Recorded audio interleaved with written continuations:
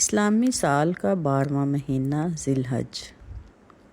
یہ مہینہ حج کرنے کے لیے مقرر ہے۔ اس کے پہلے عشرے کا نام قرآن پاک میں ایام معلومات لکھا گیا ہے۔ یہ مہینہ اللہ کو بہت محبوب ہے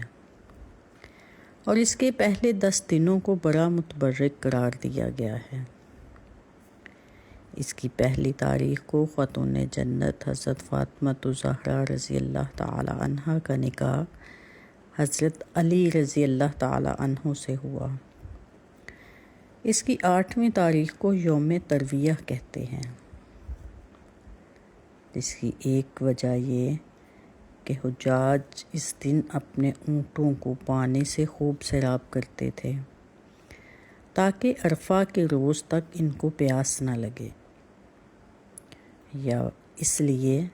اس کو یوم ترویہ کہتے ہیں کہ سیدنا حضرت ابراہیم خلیل اللہ علی نبینا وعلیہ الصلاۃ والسلام نے 8ویں ذی الحج کو رات کے وقت خواب میں دیکھا کہ کوئی کہنے والا کہہ رہا ہے کہ اللہ تعالیٰ تجھے حکم دیتا ہے کہ اپنے بیٹے کو ذبح کر دو۔ تو آپ نے صبح کے وقت اور غور کیا کہ آیا یہ خواب اللہ تعالیٰ کی طرف سے ہے یا شیطان کی طرف سے، اس لیے اس کو یوم ترویہ کہتے ہیں۔ اس کی 9ویں تاریخ کو یوم عرفہ کہتے ہیں، کیونکہ سیدنا ابراہیم علی نبینا وعلیہ الصلاۃ والسلام نے جب 9ویں تاریخ کی رات کو وہی خواب دیکھا تو پہچان لیا کہ یہ خواب رب رحمان کی طرف سے ہے۔ اسی دن حج کا فریضہ سر انجام دیا جاتا ہے۔ اور 10ویں تاریخ کو یوم نحر کہتے ہیں، کیونکہ اس روز سیدنا حضرت اسماعیل علیہ الصلاۃ والسلام کی قربانی کی صورت پیدا ہوئی، اور اسی دن عام مسلمان قربانیاں ادا کرتے ہیں۔ اس کے بعد 11ویں، 12ویں اور 13ویں تاریخ کو یوم تشریق کہتے ہیں، اور اسی ماہ کی 12ویں تاریخ کو سیدنا حضرت علی رضی اللہ تعالی عنہ نے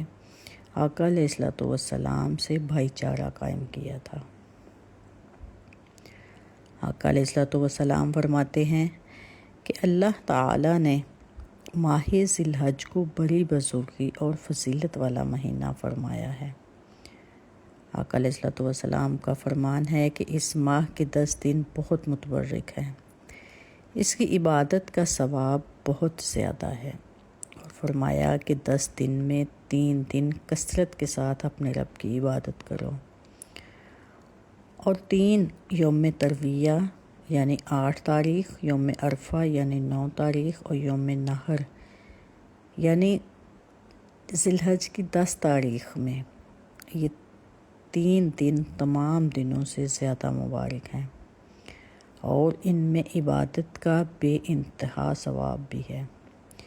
لہٰذا اس مبارک مہینے میں کثرت نوافل، روزے، تلاوت قرآن، تسبیح و تحلیل